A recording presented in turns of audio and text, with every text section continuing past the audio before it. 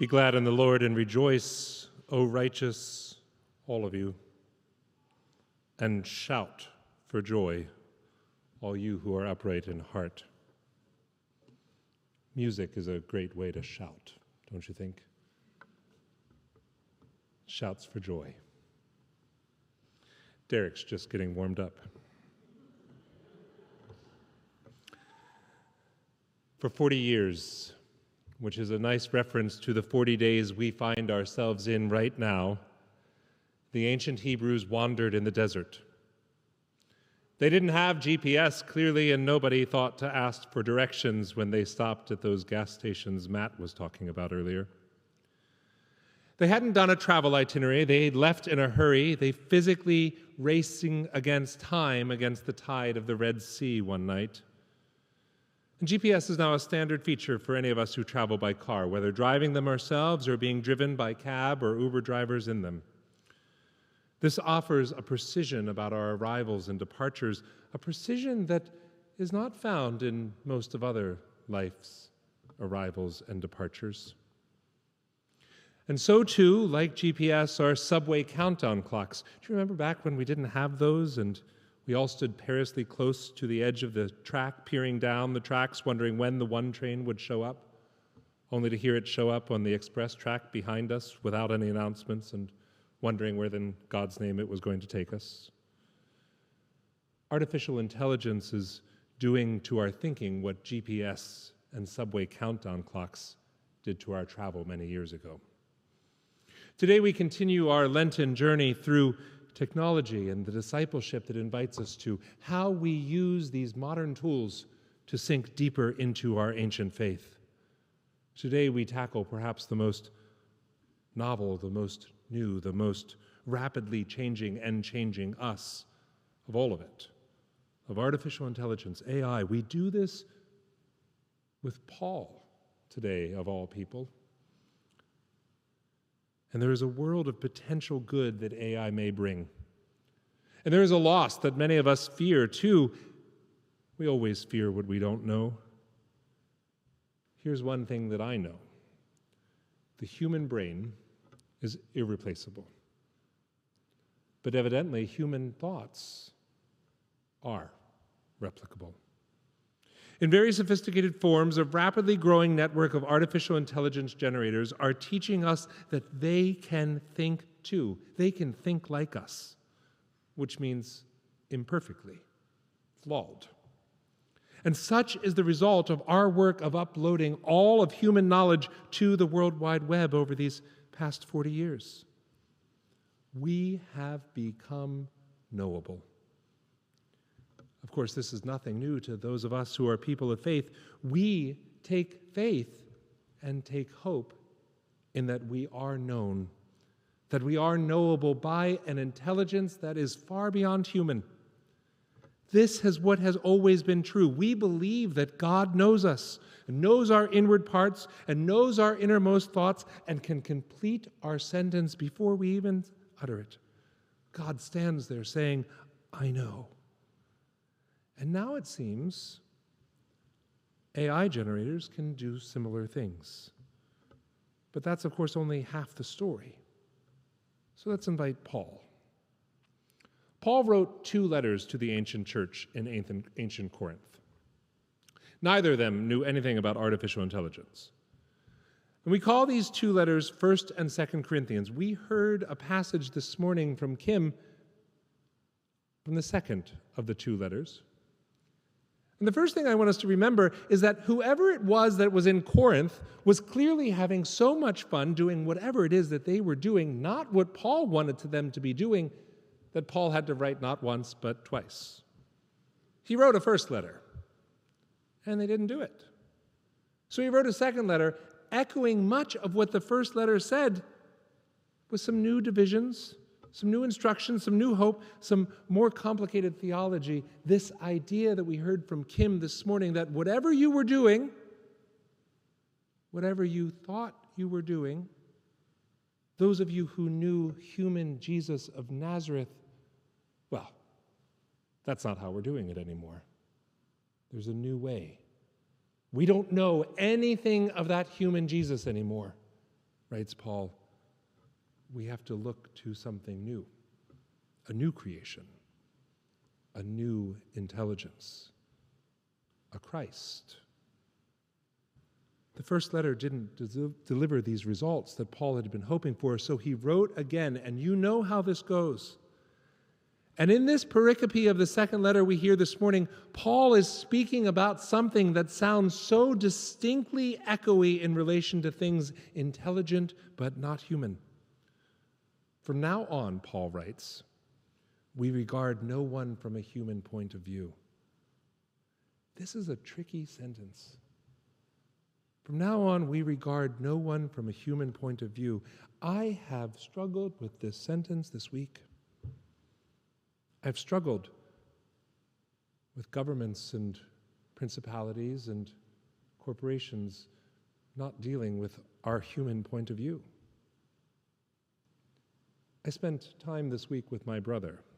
He came up to spend a couple days with me during a difficult moment. And while he was here, my brother works for the federal government, and while he was here, he got notice that 10,000 of his colleagues would be fired this Friday. He was not one of them, nor was his wife. They could have been. They could have been any of those 10,000 that were not regarded from a human point of view. These are hardworking Americans. These are not people making millions of dollars. These are not people getting corporate bonuses or making money off the backs of anybody else. My brother works for the Department of Health and Human Services. He guarantees health care and access to it for millions upon millions of Americans.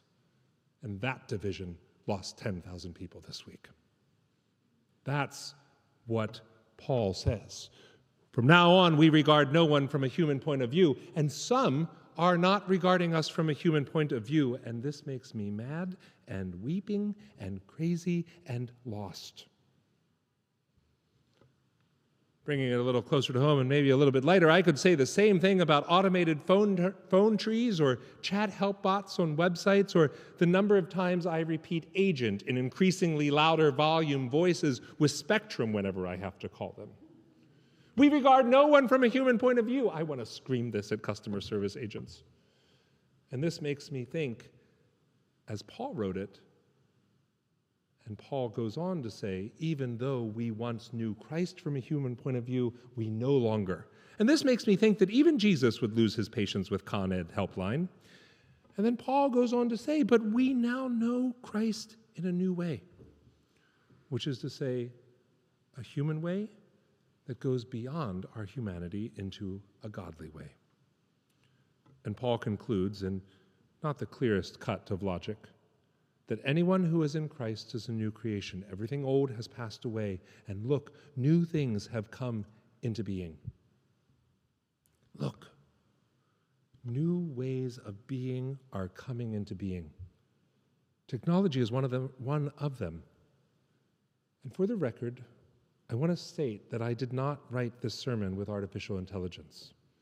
I could have. Other preachers are. Rabbis are. We're doing these experiments. You can read about it in the Times. You can practice. You can go home today, and if you haven't heard enough of me, you can plug into ChatGPT or Perplexity, write me a sermon in the style of William Critzman, and because I am published, and because my voice is all over the internet, it will give you a sermon that sounds pretty close to me. This is scary to me, who enjoys writing sermons by myself, and who enjoys paychecks for writing sermons by myself. Such is my point of human view that I hope you all will continue to see. In February, many of you know that I took a couple weeks of study and writing time.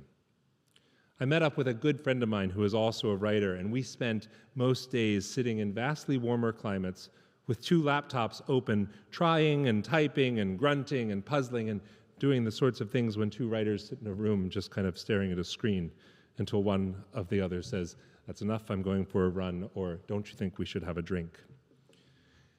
My friend uses an AI bot to help him write. I am not there yet. And his writing was so much better than mine. And yes, he's a better writer. Yes, he's got more skills than I do. But his writing and his bot was filling in holes that I just couldn't. We sat puzzling over plot points, and it corrected it. He was writing fiction, I'm writing nonfiction. But when he plugs in plot points and says, hey, what's going on with this chapter? The bot has ideas. And it will tell him, you have one too many characters, or this one could use a backstory. Perhaps this backstory would be good. It added a sister where there was no need for a sister, and it was better. This is a new thing that is coming into being, and if we're not careful, we could be horrified. But I have a sense of wonder about it. Some of you have already talked to me about how AI is changing your workflow. Some of you have told me that you now work for companies that are AI forward, that say, use AI well, bring your humanity to this and help it. Patrick talks to me about how he's using it. And I use it daily now too. And I'm increasingly finding it part of how I work on all things. You know what AI is great at? This is simple. If you want to just try it out, ChatGPT on your phones, or I use Perplexity, there are many more. We have a guide in the back of the sanctuary today. Our Lenten field guides on AI is in the back. You'll read it, and then you'll read the footnote at the bottom. AI is great at travel planning. Travel agents are who should be worried most. If you have a Saturday afternoon, and say you have brunch in Brooklyn, and then you have dinner in Brooklyn, but you have 5 hours in that godforsaken borough that you don't want to come back to Manhattan from and then go back to, you have 5 hours stuck in Brooklyn. If you ask ChatGPT, no offense to Brooklynites, if you ask ChatGPT, what should I do for 5 hours between brunch and dinner in Brooklyn, it will give you an hour-by-hour breakdown of what you could do in your neighborhood. It will then connect directly to your Maps application and plot them out. It can then add them to your calendar and take you to the websites where you buy the tickets for whatever it is that you're going to do. It's really great, and I did use this while traveling and writing. Hey, ChatGPT or Perplexity, I'm going with my friend Robert Skoll on a writing trip. We're going to be here for 10 days. What should we do? Within seconds, a 10-day itinerary of what hotels, what restaurants, what to do on days things, where I should go running. It always sent me uphill, but that's its problem, not mine. It will give you all of this information. It, of course, takes so much power to generate these bots that we are destroying the planet at an alarming rate. Turns out the capacity of the human mind to think is something that is free to us and requires only that we eat our vegetables. AI eats energy like nobody's business. The solar fields, the energy fields that are powering these massive computers is doing a grave detriment to our planet. But it's worth your trying. Try it now while you still can before it starts trying you.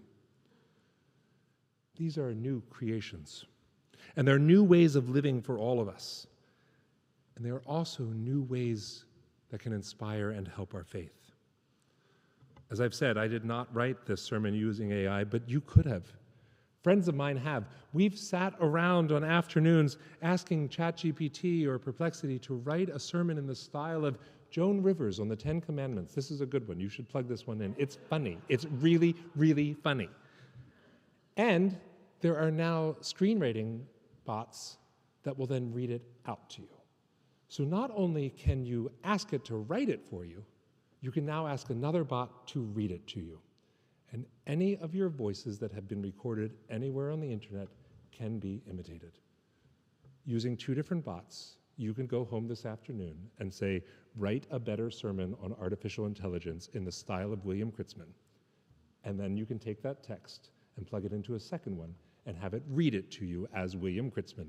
And I guarantee you I will not be in your living room, but it will sound like I am. And you'll call me and tell me what I did wrong this morning. Your kids are probably already using this. Schools are using it. Admissions counselors are using this and scanning for it. Here's a fun thing that ChatGPT does and that Perplexity does. If you take a piece of writing and you plug it into the bot, you can ask the bot, hey, did you write this? It won't lie to you. And it will tell you whether or not the writing looks like something it wrote. It will say, yes, this looks like AI-generated content. It will also tell you, no, this looks human. I don't know what that algorithm is. I don't know that Paul knows what that algorithm is. I do know that God does. There is something in our humanity, endowed with the mind of the Creator, endowed with wisdom and emotional intelligence and actual intelligence, endowed with the capacity for morality, of knowing right or wrong, of knowing that the work we are doing is the right work even when we are being fought. That's a human capacity, and it's something that you cannot give up. It's something that we share with one another. The best of who we are is being reflected back to us by these artificial intelligence means. The worst of who we are is being reflected back to us too. AI is incredibly biased. It will pick up on the patriarchy and the racism and the sexism and the homophobia and the transphobia that is the modern discourse. It will funnel that right back into the way of thinking. And the more people who reduce our best thinking to sound bites and to rob us of our humanity, the more these bots are modeling that. They are echo chambers. They will come back with what is being said loudest, which means we, people of faith, people who live as new creations in Christ, have ever more something to say. It means that our voices are so specific and so needed, each of yours, the poets, the artists, the actors, the dreamers, the speakers, the lawyers, the physical therapists, the software engineers, all of you have something specific to say because God gave it to you. And that is a conversation between you and your Creator, not something that we ourselves are created. Lent and what I mentioned earlier today, this turning point here on the fourth Sunday, is a pivot. The shadows begin to lengthen, which means the sun is getting longer days. And at this pivot point, from the dust where we begin, to the palms to which we will go, to the foot of the cross where we will weep. This is a moment where we turn our eyes not toward what we have created, but to the one who has created us. Turning ourselves, pivoting ourselves to find our joy and our rejoicing, to make glorious music and to hear it sung to us, to look towards something that is coming into being that we cannot see, that comes as life and the promise of new creations, even in the midst of so much pain all around us. And so much for so many of us of this Lent that feels like it is no longer metaphorical, but is real, and it hurts, and there are tears, and I have seen them, and I have cried them, and it is a Lent. There is pain, and there is loss. Death is too frequent a visitor and is lingering in doorsteps. And we're not done, but we can look up and out and with each other. So this week, on your own time, if you have any of your own time, take one of these bots for a spin on your own. Ask it for a Bible study. It won't be as good as Tony's, but it will be on your time. Ask it for a sermon. Ask it for a sermon in one of your other voices. Ask it for a sermon in the voice of Judy Maisels and see what it gives you. I might do that myself this week. Ask for a Bible study or resources on the history of Holy Week and learn something about ancient church history, just right there on your screen. It will give you a dialogue box that is far better than Google. Ask AI, go do this, to generate a list of the most festive things you can do on Easter Sunday after church.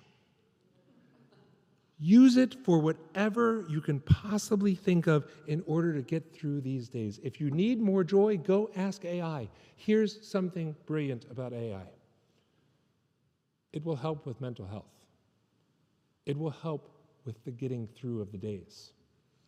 All of the developments in mental health over the past 20 years that have made manualized treatments, if you know the words cognitive behavioral therapy or dialectical behavioral therapy, these therapies that are manualized rather than analyzed, those manuals live in these bots. If you're feeling dark or anxious or stressed, talk to a bot about it. Maybe the first question is, I need to find a therapist, can you help me find one? But the second question can be, in the meantime, what do I do with this grief that will not leave me? And it may help. It may triage just enough until you get to the person. These bots do not take our humanity away from us. They have the power to bring us closer to each other. They have the power to help us in the darkest moments of our days. And who knows, they might even help us get through these Lenten days. These Lenten days where I, for one, will take any help I can get. Many of you, I know, are in similar boats. I'm ready for resurrection. There are weeks still to go. Easter can't come soon enough, but it comes in its time, not in mine. And God is here to remind each of us that we are created and live as creatures, planted in a garden, called to love it, to tend the earth and to each other, to find beauty all around us, to listen for bird song and evensong, to start witnessing resurrection at the turning point, and to walk ever onward.